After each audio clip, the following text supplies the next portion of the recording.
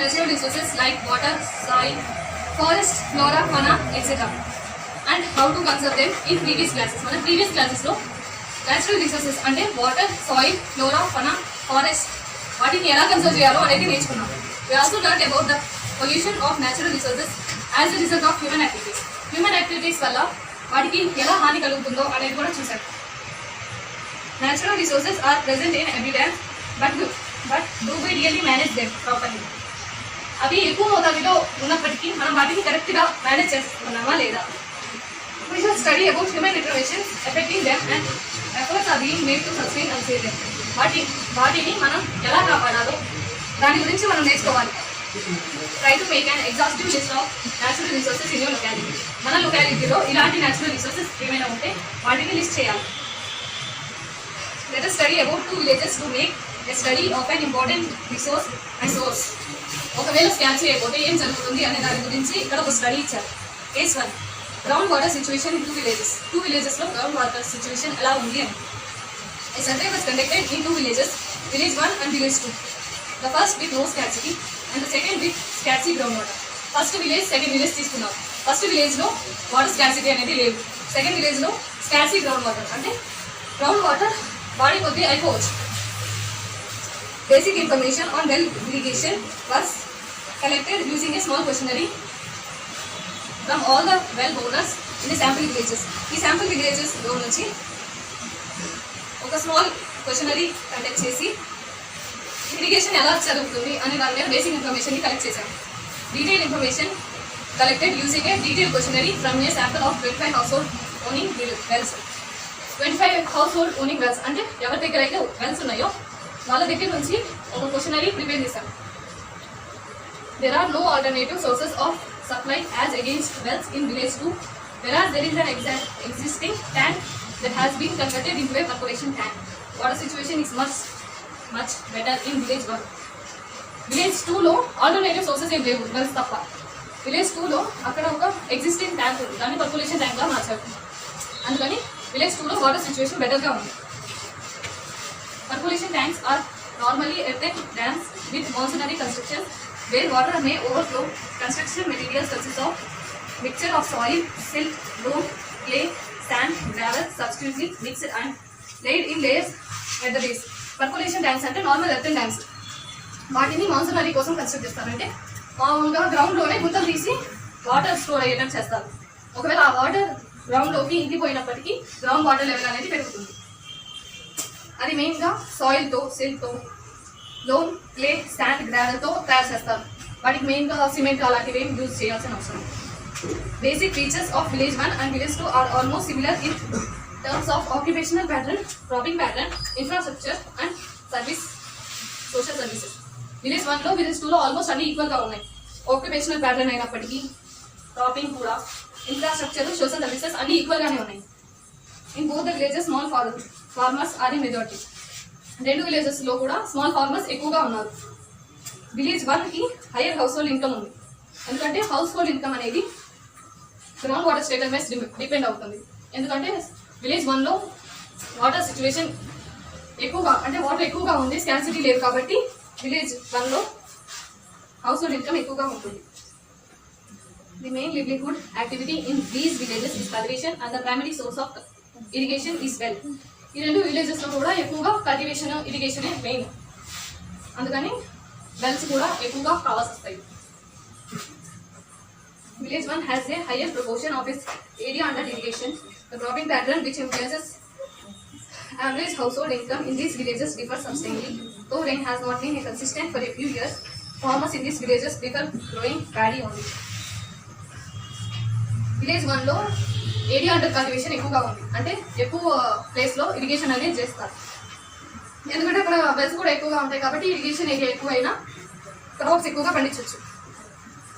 కింద ఇచ్చిన టేబుల్లో 2 విలేజెస్లో total area, percentage area irrigated, number of wells, sample size గురించి కింద టేబుల్లో ఉంది.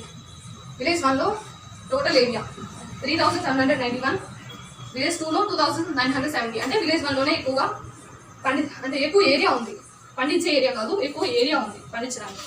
పర్సంటేజ్ ఏరియా ఇరిగేటెడ్, పర్సంటేజ్లో ఇచ్చారు ఇది 25%, 15%. Number of wells. విలేజ్ 1లో 155 వెల్స్ ఉన్నాయి, విలేజ్ 2లో 175 వెల్స్ ఉన్నాయి.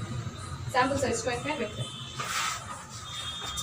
The change in area under cultivation, percentage change in number of wells and cropping pattern in 5 years as narrated by the people has been presented in table 2. The population in the village has also gone up in a period of 5 years by nearly 10%.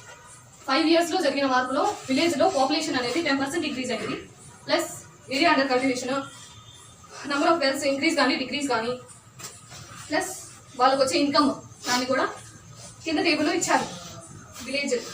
Village 1లో percentage change in area under irrigation అంటే పర్సంటేజ్లో ఇచ్చారు. ఇది -14% అని. అంటే first టేబుల్కి second టేబుల్కి compare చేసి -14 అంటే తగ్గింది. ఇక్కడ విలేజ్ 2లో 30% తగ్గింది. Percentage decline in number of wells, ఇది కూడా పర్సంటేజ్లో ఇచ్చారు. ముందు పోల్చుకున్న దానికి -39% డిక్రీజ్ అయింది. విలేజ్ 2లో 68% డిక్రీజ్ అయింది. Next area under crops, paddy crop, cotton, gingelly అన్ని క్రాప్స్ కలిపి -70, -50% డిక్రీజ్ అయింది. K stands for kharif, while R stands for rabi. K అనేది ఖరీఫ్ సీజన్ అంటే రెయినీ సీజన్ ని ఇండికేట్ చేస్తుంది. రెయినీ సీజన్ లో ప్యాడీ పల్సెస్ ఎక్కువగా గ్రో చేస్తారు. R stands for rabi. R అనేది రబీ సీజన్ ఇండికేట్ చేస్తుంది. రబీ అంటే వింటర్ సీజన్ అని. వింటర్ సీజన్ లో కాటన్ ఎక్కువగా గ్రో చేస్తారు. పైన ఇచ్చిన టేబుల్ని బట్టి నెగిటివ్ వాల్యూస్ అంటే లాస్ కానీ డిక్లైన్ కానీ అంటే తగ్గడం కానీ వాళ్ళకి వచ్చిన లాస్ కానీ, పాజిటివ్ అంటే gain or rise. Most of the open dug wells converted in village 1లో బోర్ వెల్స్ ని అంటే ఓపెన్ డగ్ వెల్స్ ని బోర్ వెల్స్ గా కన్వర్ట్ చేశారు. ఓపెన్ గా ఉంటే ఏమవుతుంది, వాటర్ అలానే ఉంటుంది కాబట్టి సన్ తో ఎవాపరేషన్ జరిగి వాటర్ అనేది గ్రౌండ్ వాటర్ లెవెల్ ని డిక్రీజ్ చేస్తుంది. ప్లస్ ఎవాపరేషన్ ద్వారా పైకి వెళ్తుంది క్లౌడ్స్ గా. మాత్రం విలేజ్ 2లో మాత్రం ఓపెన్ వెల్స్ ని అలానే వదిలేస్తారు కాబట్టి డ్రై అయిపోయింది.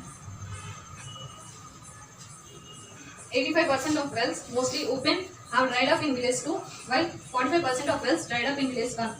Village 2లో 85% wells అనేవి డ్రై అయిపోయింది. అదే విలేజ్ 1లో 45% డ్రై అయింది. అంటే విలేజ్ 2లో అలానే వదిలేశారు కదా వెల్స్ ని, అందుకని 85% వెల్స్ డ్రై అయిపోయింది. విలేజ్ 1లో వాటిని కన్సర్వ్ చేయడానికి బోర్ వెల్స్ గా మార్చారు వాటిని, అందుకని 45% తగ్గింది. Water is usually pumped out of wells and bore wells using electricity. Farmers with small land holdings or small farmers tend to spend more money per well. Pump sets and pipelines connections to farms as well as running costs towards maintenance, electric charges, etc. On per acre basis, running costs are the lowest in village 1 and highest in village 2. No scarcity అంటే water scarcity లేని village 1. Village 1లో ఇలా pump sets కానీ electricity charges కానీ electricity bills అని చెప్పి ఎక్కువగా ఖర్చు చేశారు.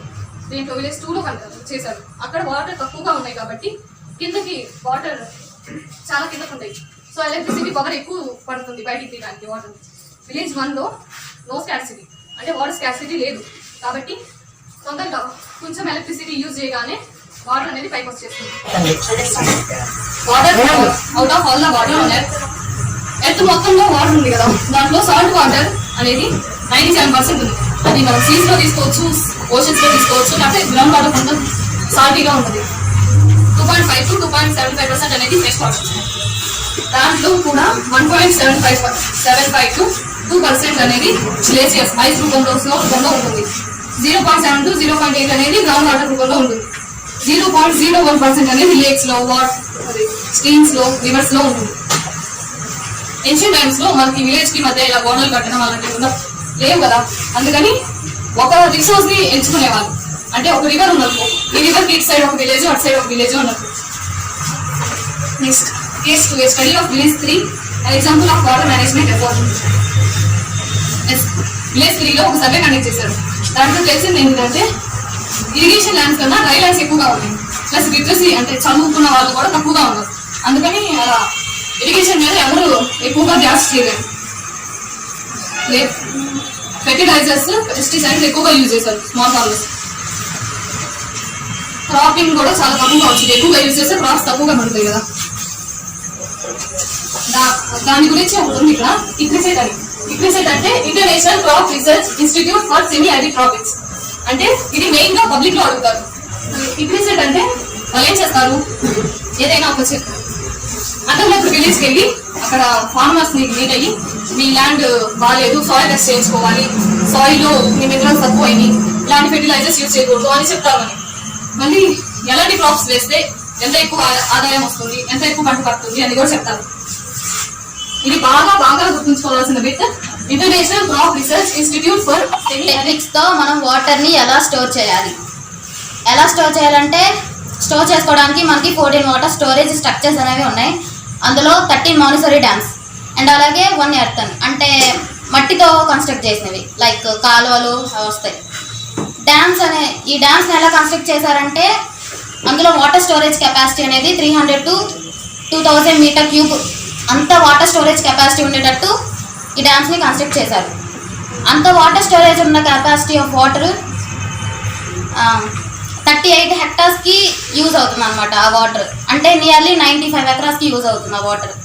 అండ్ అలాగే 60 మిలియన్ పెర్కోలేషన్ పిట్స్ని కూడా బిల్డ్ చేశారు, అంటే ఇంకుడు గుంతలు. నెక్స్ట్ ఇక్కడ గోదావరి రివర్ మీద శ్రీరామ సాగర్ ప్రాజెక్ట్ని బిల్డ్ చేశారు. దాన్నే మనం పోచంపాడు ప్రాజెక్ట్ అని కూడా అంటాము.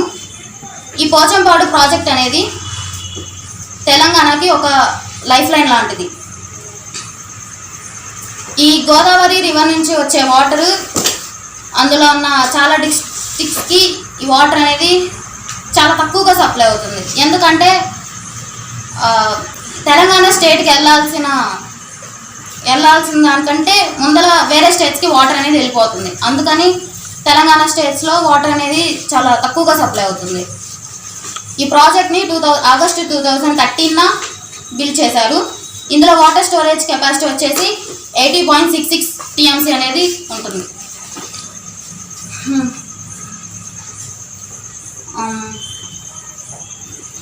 ఇక్కడ 28 డ్రై ఓపెన్ వెల్స్ అనేవి ఉన్నాయి. వాటిని మనం మళ్ళీ వాటర్తో ఎలా రీఛార్జ్ చేయాలి అంటే ఫస్ట్ మనం కాలువల్ని బిల్డ్ చేయాలి. అలా కాలువల్ని బిల్డ్ చేయటం వల్ల ఇప్పుడు రెయిన్ వాటర్ పడింది అనుకోండి, మనం ఈ కాలువల నుంచి ఆ డ్రై ఓపెన్ వెల్స్కి కనెక్షన్ ఇచ్చినప్పుడు ఈ డ్రై ఓపెన్ వెల్స్లో కూడా వాటర్ అనేది వెళ్తుంది. అప్పుడు అందులో కొంత అండర్ గ్రౌండ్ వాటర్ అనేది ఇంక్రీజ్ అవుతుంది. ఇలా ఈ వాటర్ని స్టోరేజ్ చేయడానికి కొంతమంది ఉంటారు, అంటే కాలువల్ని బిల్డ్ చేయడానికి కొంతమంది, డ్యామ్స్ని బిల్డ్ చేయడానికి కొంతమంది, అలా కొంతమంది. మనం అగ్రికల్చర్ని ఎలా డెవలప్ చేయొచ్చు? ఈ మధ్య కాలంలో ఫార్మర్స్ అనేవాళ్ళు కూడా సాయిల్ని, వాటర్ని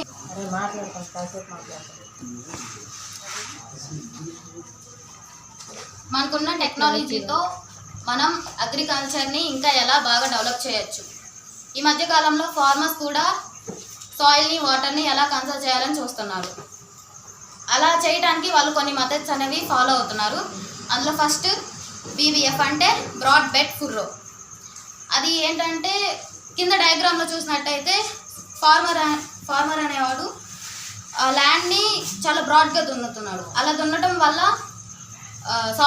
ఇప్పుడు మనం ప్లాంట్స్ నాటినప్పుడు ఆ ప్లాంట్కి సఫిషియంట్ నైట్రోజన్ అనేది సప్లై అవుతుంది. నెక్స్ట్ మన ఫీల్డ్స్ చుట్టూ మనం ఒక టైప్ ఆఫ్ ప్లాంట్స్ని మనం గ్రో చేయాలి. అది గ్లిరిసిడియా అనే ప్లాంట్ని మనం గ్రో చేస్తాం.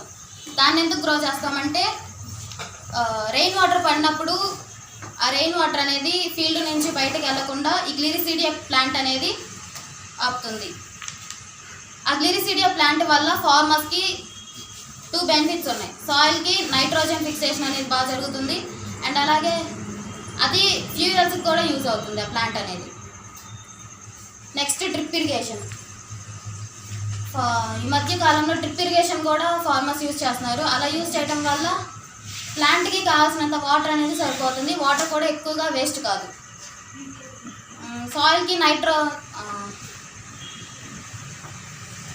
సాయిల్కి సఫిషియెంట్ న్యూట్రియన్స్ దొరకాలంటే పీ ప్లాంట్స్ నుంచి ఎక్కువగా దొరుకుతుంది. అంటే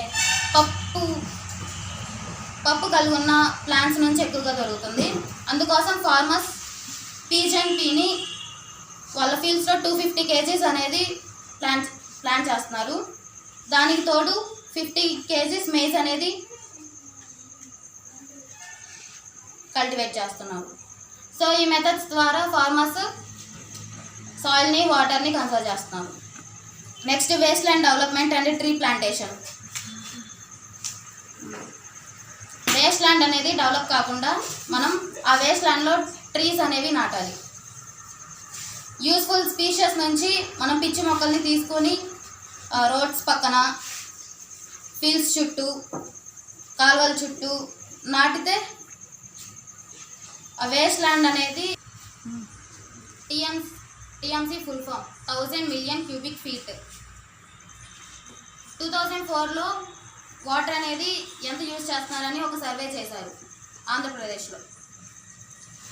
టీఎంసీ 3814 అంత కెపాసిటీ ఆఫ్ టీఎంసీ, అంత కెపాసిటీ ఆఫ్ వాటర్ ఉంది. ఆ కెపాసిటీ ఆఫ్ వాటర్లో మనం టోటల్ 2300 టీఎంసీని యూజ్ చేస్తున్నాం. అందులో ఇరిగేషన్కి 2268 టీఎంసీ, డొమెస్టిక్ యూస్కి అంటే మనం ఇంట్లో వాడుకునేది 21 టీఎంసీ, ఇండస్ట్రీస్కి 10 టీఎంసీ, పవర్ జనరేషన్కి 1 టీఎంసీ. నెక్స్ట్ 2025 ఇయర్కి వచ్చేసరికి 3989 టీఎంసీ ఆఫ్ వాటర్ని యూజ్ చేస్తే అందులో మనం ఇరిగేషన్కి 3814 టీఎంసీని యూజ్ చేస్తాం, డొమెస్టిక్ యూస్కి 122 టీఎంసీని, ఇండస్ట్రీస్కి 51 టీఎంసీని, పవర్ జనరేషన్కి 22 టీఎంసీని యూజ్ చేస్తాం. Source of irrigation water in Andhra Pradesh. ఆంధ్రప్రదేశ్లో ఇరిగేషన్ చేయడానికి వాటర్ అనేది ఎక్కడి నుంచి వస్తుంది? మనకి వాటర్ అనేది ఎక్కువగా ఫార్మింగ్ సెక్టార్లోనే యూజ్ చేస్తారు. ఆ వాటర్ అనేది ఎక్కువగా గోదావరి, కృష్ణా డిస్టిక్ నుంచి వస్తుంది. నెక్స్ట్ అండర్ గ్రౌండ్ వాటర్ నుంచి కూడా మనం ఇరిగేషన్కి యూజ్ చేస్తాం. వాటర్ అనేది ఒక రిన్యూవబుల్ రిసోర్స్. మనం యూజ్ చేస్తే అది మళ్ళీ ఫామ్ అవుతుంది, కానీ మనం వాటినే లిమిట్లెస్గా యూజ్ చేస్తున్నాం. అలా యూజ్ చేయటం వల్ల వాటర్ స్కాసిటీ అనేది వస్తుంది. యునైటెడ్ నేషన్ డెవలప్మెంట్ ప్రోగ్రామ్ వాళ్ళు వాటర్ అనేది పర్ యానమ్కి అంటే 1 ఇయర్కి ఒక పర్సన్ 1700 మీటర్ క్యూబ్ వాటర్ అనేది యూజ్ చేస్తున్నాడు. అలా యూజ్ చేయడం వల్ల వాటర్ స్కాసిటీ అనేది వస్తుంది. యునైటెడ్ నేషన్స్ యొక్క ఫుడ్ అండ్ అగ్రికల్చర్ ఆర్గనైజేషన్ వాళ్ళు ముందుగానే గెస్ చేసి చెప్పింది ఏంటంటే 2025లో ఇప్పుడు ఒక కంట్రీలో 1.8 బిలియన్ పీపుల్ ఉంటే ఖచ్చితంగా ఆ కంట్రీకి వాటర్ స్కాసిటీ అనేది వస్తుంది అని చెప్పారు. Next activity 1. మన ఇళ్ళ దగ్గర మనం వాటర్ని ఎలా యూజ్ చేస్తున్నాం, ఎలా మిస్యూజ్ చేస్తున్నాం, ఎలా రీసైకిల్ చేస్తున్నామని ఒక సర్వే కండక్ట్ చేయమన్నారు. అలా మన ఇంటి దగ్గర ఒక 5 హోల్స్ అంటే మన నైబర్స్ కూడా ఎలా వాటర్ని యూజ్ చేస్తున్నారు, మిస్యూజ్ చేస్తున్నారని ఒక క్వశ్చనరీ ప్రిపేర్ చేసి టీచర్స్తో, ఫ్రెండ్స్తో డిస్కస్ చేయమన్నారు. Natural resources around us. మన చుట్టూ ఉండే natural resources air, water, soil, minerals, fuels, plants, animals అనేవి ఎర్త్ మీద ఉండే న్యాచురల్ రిసోర్సెస్. వీటి వల్ల మనకి ప్రజెంట్ అలాగే ఫ్యూచర్ జనరేషన్స్ కూడా బెనిఫిట్ ఉంది. ఈ రిసోర్సెస్ ఫుడ్కి, వాటర్, ఎయిర్ అలాగే షెల్టర్ కూడా అంటే మనకి ఆ రిసోర్సెస్ నుంచి మనకి ఈ ఫుడ్, వాటర్, ఎయిర్ అనేది వస్తుంది. వీటిలో కొన్ని రిసోర్సెస్ ఏమో మనం వాడే కొంది అవి మళ్ళీ ఫామ్ అవుతాయి, వాటిని రిన్యూవబుల్ రిసోర్సెస్ అంటాం. కొన్ని మాత్రం బిలియన్స్ ఆఫ్ ఇయర్స్కి కూడా ఫామ్ అవ్వవు, వాటిని నాన్ రిన్యూవబుల్ రిసోర్సెస్ అంటాం. నాన్ రిన్యూవబుల్ రిసోర్స్కి ఎగ్జాంపుల్ ఫ్యూయల్స్. పీపుల్ న్యాచురల్ రిసోర్సెస్ని ఎక్కువగా వేస్ట్ చేస్తున్నారు. ఫర్ ఎగ్జాంపుల్ యానిమల్స్ని ఎక్కువగా హంట్ చేస్తున్నారు, ఫారెస్టర్స్ని ఎక్కువగా కట్ చేస్తున్నారు.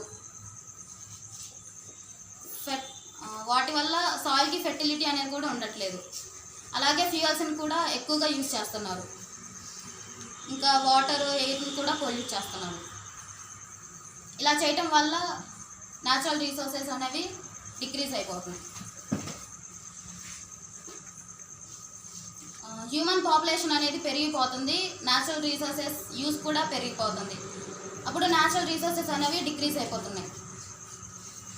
ఈ న్యాచురల్ రిసోర్సెస్ మనకి ఫుడ్కి, హౌస్ని బిల్డ్ చేయడానికి, అలాగే గూడ్స్కి ఫ్యూయల్ కోసం, ఫ్యూయల్ ట్రాన్స్పోర్టేషన్ కోసం, ఎలక్ట్రిసిటీ కోసం మనం ఫ్యూయల్స్ని అండ్ అలాగే అదర్ రీసోర్సెస్ని యూజ్ చేస్తాం.